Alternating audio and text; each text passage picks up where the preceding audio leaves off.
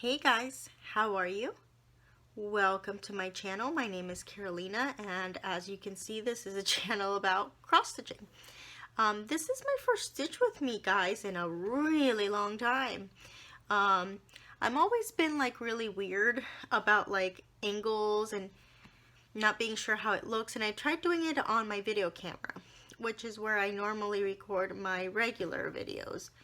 But setting the tripod up in a way that works is really kind of not fun.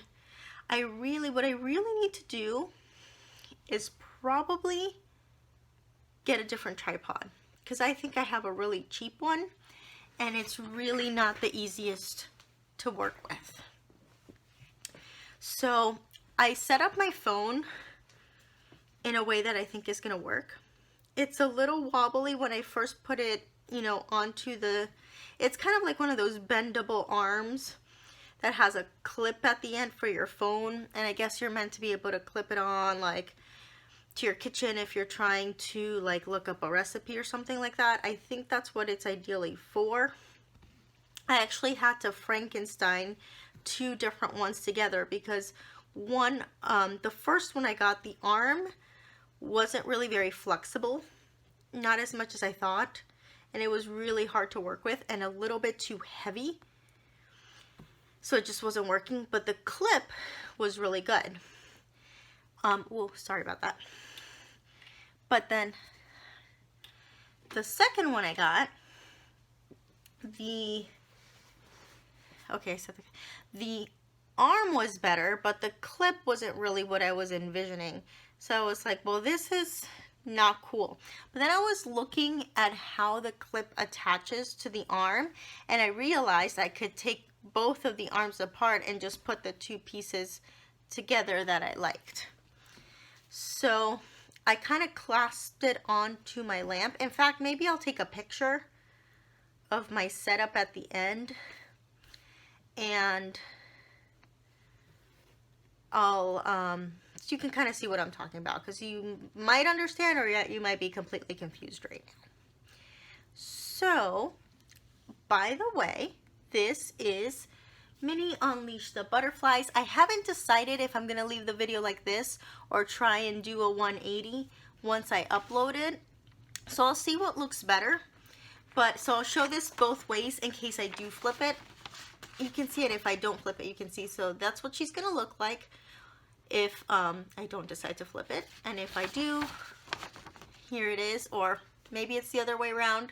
If I don't flip it, this is good. If I do flip it, what I just showed you. But this is by Cindy Nielsen, charted by Heaven and Earth Designs. It is the mini. And as you can see, I've kind of, actually you can't see that. You're not going to be able to see. There we go. You see those stitches right there? I can barely get them in frame, but I don't want to make there we go. Those stitches right there is the end. So my goal is actually for this year to finish 2 rows of this. But for now, just get this top row done. So I hope this angle is okay. I know it's not the best. I still need to figure it out. But it's something, and I'm doing a stitch with me, so I am excited about that. If you are one of the Friday night stitchers that participates in the Off the Grid party, I know Caroline does her stitch with me to be uploaded for Fridays. I'm going to try and maybe get mine up, and hey, maybe you can have another one to watch. We shall see. Yeah. So hopefully you can hear me, because I'm doing this on my phone. Like I said, it's not ideal for me to use my camcorder for the stitch with me, because it's really hard to set up a good angle, and the tripod is not the best, so it like slides and it's just not good. For stitch with me, it's interesting because I feel like you can't just work any project, because if it requires too much concentration, it's just not going to work, right? So I decided to pick this up, well, 1, because I really want to work on it, but 2, I'm working on hair, and all of this part that you see that's white is going to be black. So I'm just filling in, and that's really easy to do and talk. I don't know if I'd ever be able to do a handheld project. Maybe I could, but what I do like about working on a project that I can put on my Lowry stand is that I kind of like, once I've got the camera set up, I know for the most part I'm good. As long as I don't go too crazy and shift a lot, I should be okay. So if you have any suggestions for me how to improve the setup of these videos, I will gladly take them. But you know, these are more of a hopefully crafting video, so I hope you're crafting yourselves as well, stitching possibly, but maybe knitting or crocheting. That's, you know, also a possibility. Just checking that these stitches are actually supposed to be black in between here. Yeah, just double checking. But yeah, so did I say the date? I totally didn't. Today is Thursday, January 30th, 2020. I uploaded my whip parade just a few days ago. I actually recorded it on Sunday, but I didn't get a chance to upload it till Tuesday, I believe. I tried uploading it Monday morning before I left for work, but my computer was acting up, which it has been a bit. It's been a really good machine, but if I think about it, I've had it for like 6 years, going on 7. So I guess it's not too surprising that it's acting up some. My husband's like, oh, we can get you a new one, or I can set up a virtual machine, and that way when you're logging in, like, the computer itself won't really matter anymore. It's just a way to access your machine. And I don't know how I feel about that. I mean, it probably is fine, but I don't know much about it. He's like a genius in my mind when it comes to computers. My hubby's a web developer, and like, he'll explain stuff to me, and he'll try and show me his coding, and I'm just like, yeah, okay. No idea what he's talking about. But my strength lies elsewhere. And he's always amazed at that. So I guess it kind of works out that we each have our own strengths. So anyway, I forgot where I was going. Oh yeah, my machine.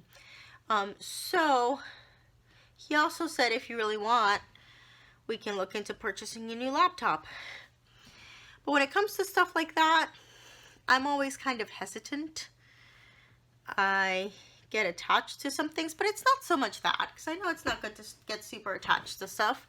It's more the fact that laptops can be really pricey.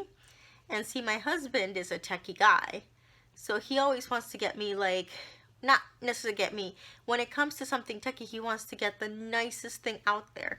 So it's kind of one of those constant battles we have. Not like a bad battle, but like if we're buying something new, I'm like, babe, we do not need the most expensive one. Especially when the most expensive one of whatever it is we're looking for, like a blender or a toaster oven or whatever, is like much more expensive than like the next most expensive one. I'm like, can we at least get the second nicest one? Like, we don't need anything that intense. And most of the times he's gotten a lot better, and he's like, yeah, you're right. But the thing is, I'm like on the opposite end of it. I always want to like save the most money, but I still want to get something that's good. So it's kind of just like an interesting, we kind of balance each other out basically, because if it wasn't for the other, we'd either end up with like the cheapest of something or the most expensive of something, where really the best one is probably one that's somewhere in the middle. Depending on what it is, it could lean towards the more expensive, and sometimes it may not matter if you get the cheapest, but usually one somewhere in the middle is usually going to get it done without like just falling apart in a short amount of time. So I'm not sure how well you can see this. Again, let me know if this angle is just like not doing it at all for you. I will try seeing before I upload if I'll keep it like this or if I'll flip it, if that helps at all, or if it just looks even weirder, and we'll kind of go from there.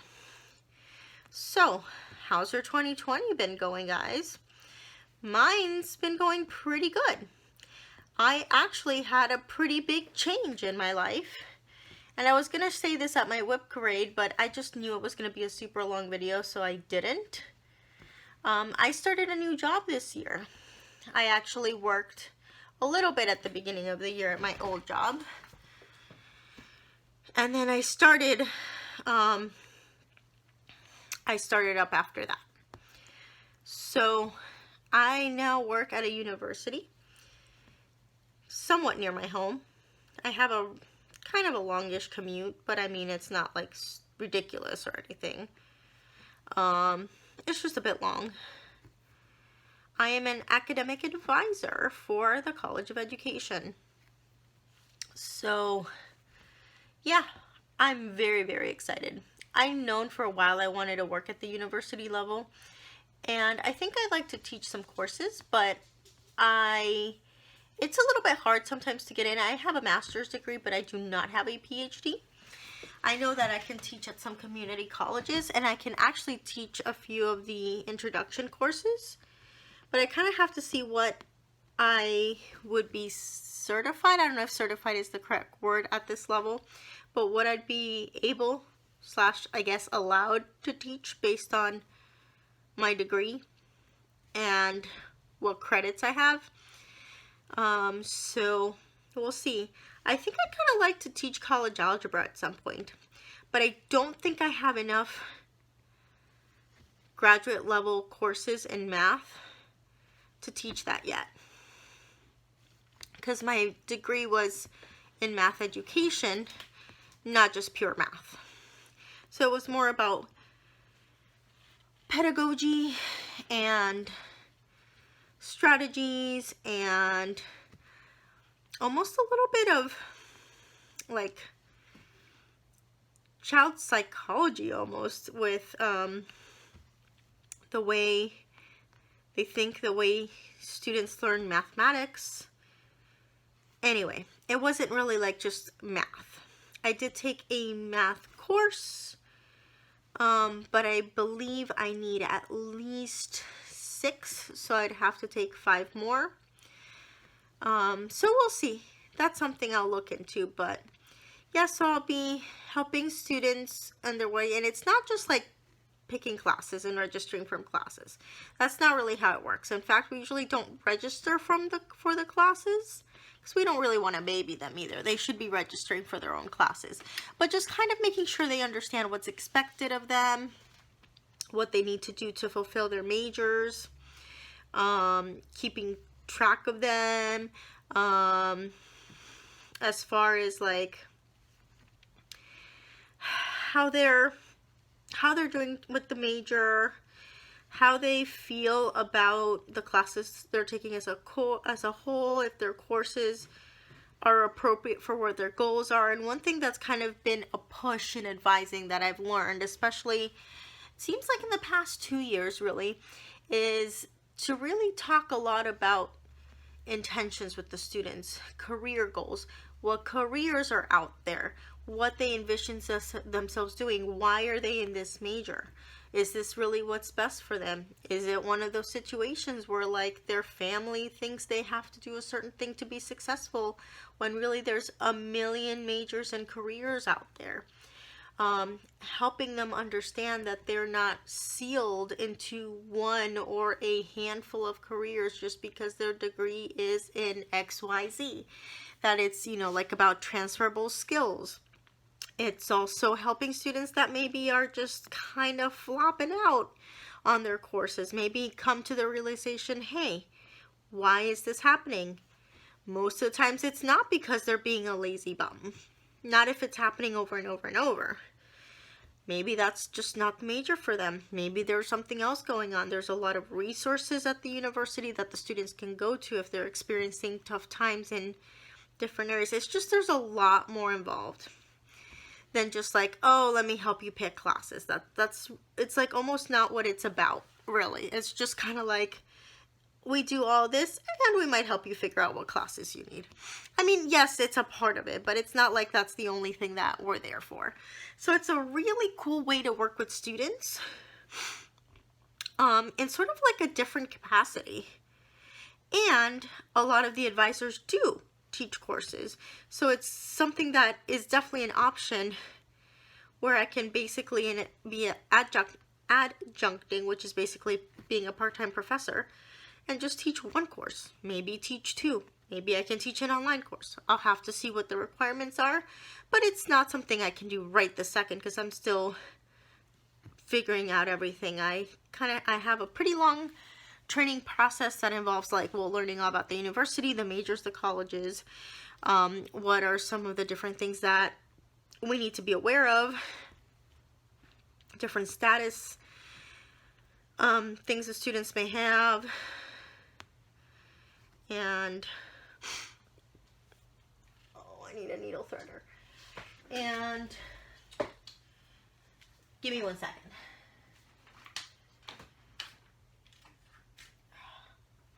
I do this all the time.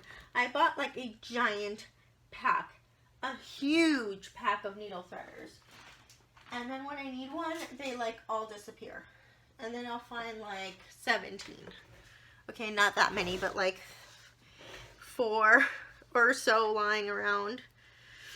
Anyway. So yeah, anyway, I'm very excited about that. And I've kind of had to reassess a little bit. My phone just dinged. About stitching wise because it's not, I was teaching before, which was school hours officially. I mean, yes, I did have times when I stayed late, so I'd still be home pretty late, but officially I am 8:30 to 5, and it's a long commute, so I kind of have to change my schedule. A lot of times I'm pretty tired after coming home and watching my daughter, spending some time with her, playing with her, getting her bath, getting her to bed. Most of the times I don't have to do dinner because my husband will take care of that, or else we'd be eating at 9 o'clock at night. Besides, he really enjoys cooking way more than I do. I usually enjoy cooking when it's a very specific recipe that I already know I can make and I think tastes good. But he really likes cooking as a whole, so usually he ends up doing that. But sometimes I'll either pick something up or cook something, but it's usually him, especially with the new schedule. So some nights I'm all gung-ho and I'm ready to go. Ha, that rhymed. And I'm still end up being too tired to do it. Or I need to do a chore. Or grandma or grandpa, abuelo or abuela comes to visit, or whatever reasons maybe. So it doesn't always happen. I definitely have the ability to stitch almost every day, at least for 30-40 minutes, because I do get a full hour for lunch now, whereas I did not before. I only had a 30-minute lunch, and as a teacher you have to walk your class to the cafeteria and pick them up, and it doesn't exactly end up being 30 minutes. So there's the needle I like. Okay, I had this other needle I was using. I don't even remember where it came from, and I just need to I keep it there because I like having 2 needles on my projects if I can. But that one, I don't know, the eye of the needle is really tiny. I don't really like that. I prefer 28 petites. I don't know what that one is. It seems like it's a 28, and it's as short as the petite, but the eye is really different, so I don't even know where that needle came from, and if it's a tapestry needle, or I don't know, it's a mystery needle. Looks like it's a size 28 though. It's just really different. But anyway, I lost my train of thought already. But I think I kind of finished where I was going with that. I think. If I didn't, oh well, I guess we're moving on. So you may notice I flip my projects and I kind of start my threads on the end. I tried parking, y'all. it just did not work out. Like, I started doing it and I found myself going back to cross-country stitching, just finishing off the thread. Now, granted, this project only has 14 colors. It's monochromatic. No, it's this way. Nah. So it makes it really easy. I feel like that is not exactly the same angle I was at. And this seems like it's a lot higher than it was before. I've been having an issue with my Lowry stand. You know the L piece? I wish I was looking for it earlier to see if I could show it to you.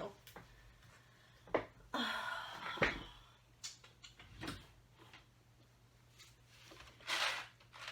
don't see it right now. Anyway, it's on there, but it's kind of with a rubber band. So the L piece that looks kind of like, I don't want to mess this up. Here.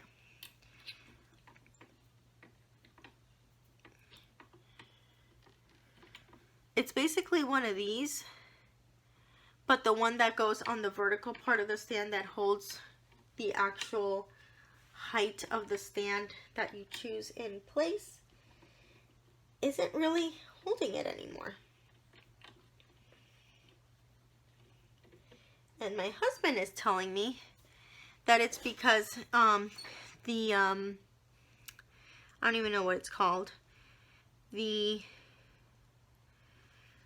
screw part of the piece has been worn down, and I'm gonna have to somehow get a replacement. I don't know if I'm gonna be able to contact whoever makes Lowry stands, or if I can get something similar at Home Depot, as long as it's the right thickness. But anyway, basically, I'm stuck to the 5 or 6 heights. You know how their Lowry stand is a metal piece that has little holes on the side, and you can stick this, which of course it's not going to come out now because it's I got it. This slides into the holes and keeps your height in place, but only at those specific heights. The good thing about the screw L piece is that you can choose spots in between where those holes are and have a little bit more versatility with the height versus being stuck to like 1, 2, 3, 4, 5, 6, 7, 8 preset heights. So that's been a bit of a bummer, and this moves a lot easier from side to side like this because that piece isn't really screwing in all the way. So I kind of did the rubber band to kind of help it stay, but it's not really staying. Okay guys, I am back. Had to stop because my husband got home. He does BJJ, Brazilian Jiu-Jitsu, so he was coming home from the gym and needed to ask me something, so I stopped for a minute there. But I believe I was talking about parking versus cross-country. I have tried parking, and then I just automatically found myself continuing threads. I do have a couple projects where I have parked.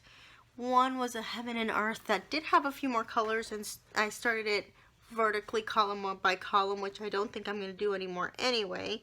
But that's momentarily not in the whip pile at all, not even long term. It's just off to the side. I'm not sure when I'm going to get back to it. If I ever get back to it, I'm not going to unpick anything. I'm not going to try and repurpose the fabric because it is a mini, so it's not like it's a giant piece of fabric that was very expensive or anything. It was just some even weave, white, non-dyed, even weave, so it's fine. But anyway, that had some parking on it. And I have that Story Keep. I showed it in my whip parade, but it's basically a smaller piece by Heaven and Earth, even smaller than a mini. They're usually about column sized, and they're usually a portion of another chart, but they can also be their own charts. And that one I had actually started for a Heaven and Earth challenge, in which you were meant to park and you had to go across your rows horizontally instead of in columns. And the whole point of these series of Heaven and Earth design challenges were to introduce you to different possible ways of stitching, so you can kind of broaden your horizons as far as your stitching game went, and like maybe find something else that worked for you. But I'll have to see when I start it back up. I get the feeling I'm just gonna cross country it. That just seems to be my jam. Not extreme cross country. I'm not doing every stitch in the whole piece, but just in a section or in a page. I also have to try Pattern Keeper. I currently have mostly Apple devices, but I believe somewhere in our home is a very inexpensive Kindle Fire tablet that we tried to use as a baby monitor and it wasn't working out. It was really, really inexpensive, but it might work for this. So when I find it, I may try that. And maybe then I would consider going a little bit further. Still probably not entire piece cross country, but a little further, like maybe entire top row, something like that, especially with the minis. Now, I don't have any pieces that have confetti, or rather, I haven't run into any confetti on my pieces. I don't have any page finishes except for on this piece with any large full coverages. That's not true. I have a Tilton Crafts finish, page finish. That I mostly did cross country as well. But that has had major confetti. So, I mean, it's very possible that I just haven't had the section that has it, or maybe the pieces that I currently am stitching do not have any major confetti. But if that's the case, we'll see if maybe some sort of parking cross-country hybrid is going to work for me. But I think I'm always going to have cross-country as part of my stitching style. So yeah. Anyway, anything else I really want to chat about? I'm not really sure. I really hope I can reach my goal with this project. I kind of have a stocking hanging over my head that I really, really need to finish this year. But I haven't actually stitched on it much this year. I decided to give myself a break with it for January. Last year I told myself I was going to work on it the second half of the year exclusively, and right up until Christmas if I needed to. But unfortunately, with some changes, not this job that I'm at, but my old job, I changed positions, and it was just, there was a lot more involved that I had to, so I was just coming home and not really being able to stitch. So I didn't even stitch at all really at the end of the year, except for like right around Christmas time during like the winter break I had. So the stocking didn't get stitched on and obviously didn't get done. So I really need to get it done this year. But I'm like, I really don't want to start my year with this project that, even though it's a gift for somebody I really love, it's for my mom and it's special and I want her to have it, like I just made a really poor choice when picking the pattern. It's beautiful, but it's just very complex because there's a lot of color changes, like a lot of color changes, and it can be really frustrating. Even though I did cross country that one a lot as well, there were some times where I just like, it was just too much. But I'm like, you know what? I'm going to settle into the year, use January to kind of stitch on what I want to a certain degree. I do have a WhipGo board. I'm participating in WhipGo, being hosted by Jessie Marie, and this project was one of the draws, which is not super surprising as I did put it in 6 boxes, so because I want to get 6 pages done on it, though really it's like 5 pages because the last 2 of each row are partial pages, and together they would make 1 page, so like about 5 pages, but I still put it as 6 separate pages. Now there's a knot on my thread that I can't seem to get out. I might just leave it and make it work.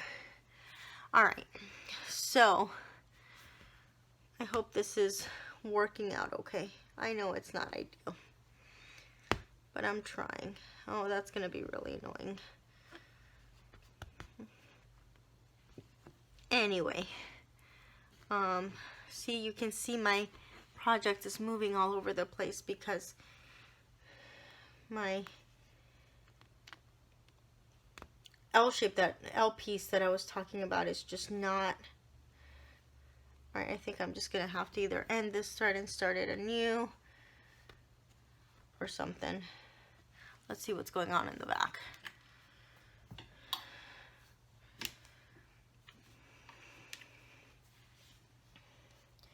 Okay. Maybe if I do this, which I know you can't entirely see what I'm doing. Try to like bury this part of the thread and like kind of fasten it down a little bit. Okay, that's went under a thread I didn't want it to go under, but this will work. It'll be fine. Now the other thing I could do is maybe switch the L pieces, but then that means that this is going to go like this because this one will be so loose. But let's see what happens. Let's see if I can make this work, shall we? All right.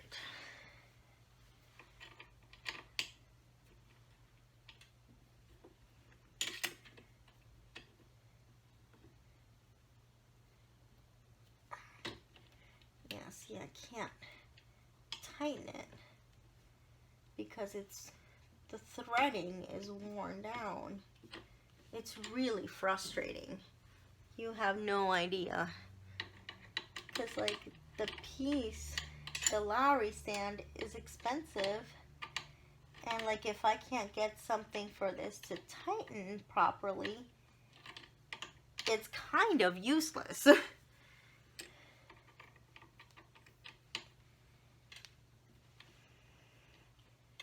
So I really need to hopefully find a fix. Whether it's like somehow. So look, this is what it is. I don't know if this is going to focus or not on this because of the piece under it. See that threading? It's totally worn off. It just keeps going around in circles and not doing anything. So I tried wrapping a rubber band around it, but it's too thick. So I don't know what I'm going to do. Like I said, I might have to try and go to Home Depot and see if I can get something that's the same exact size. But then my other concern is if there's threading in the hole itself, then I'm going to basically run into the same situation. So I don't know. I have to figure something out. If you've had this happen and you've either gotten a new piece or gotten a fix, definitely let me know, because I would greatly appreciate it. I think I can make it work for now, but it's definitely a little bit frustrating. So anyway, so I'm giving myself a break and just stitching on my stuff and stitching on this until February, which is this weekend. And then my idea is to somehow make sure I'm working on the piece before I work on anything else. So either a little piece of it and then move on to a different project I want to work on, or just devote that particular stitching session to the piece. But at the very least, one length of thread every time I sit down to stitch. Eventually, I'm going to have to do full-on stitching sessions, but at least that way I'm getting progress and it's not just sitting there and I run into the same situation I did last year where I either have a period of no stitching So nothing's getting done, including the stocking, or it's getting super close to Christmas and like I'm rushing and thinking I might not finish. So we'll see how that goes. But anyway, I think I've pretty much reached the end for this Stitch With Me. I hope that was somewhat entertaining. I hope you got some stitching done yourself and that you enjoyed that. And I'm hoping to do a regular update video sometime this coming week. My goal is to try and do something every 2 weeks. Because I think that way, you know, because in the past I'd said, oh, at least once a month. I can get on once a month. But I have so much stuff to talk about that I'm just like, okay, I need at least an hour or 2 hours or 3 hours. Not necessarily that the video is going to be that long, but to sit down, organize everything, shoot the video, edit the video, all of that. And then I just find myself not doing it because I'm like, it's too much. I don't have time. I have to, you know, a house, daughter, all of that. Young daughter, toddler. So. But I think if I make myself do it every 2 weeks, that's more realistic. I'll have some progress. I'm not planning on starting much this year, so hopefully not too much of that. I'm probably not going to be buying too much, so not a lot of that. So 2 weeks should be enough time to have at least a 20-minute video, but probably longer just because I'm a chatterbox. But I'm not needing to carve out multiple hours to get floss tube done.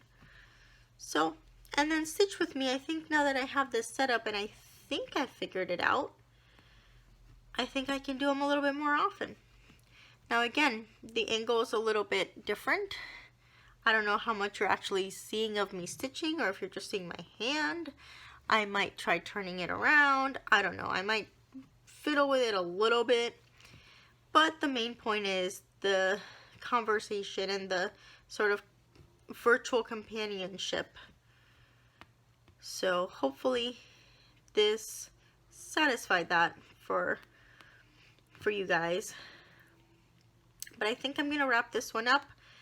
I think I'm going to do a little bit of a video in Spanish. Haven't done that in a while. And then I'm probably going to call it a night. And come back as soon as I can. Alright guys, I hope you're having a great year so far. And I will see you in the next one. Bye!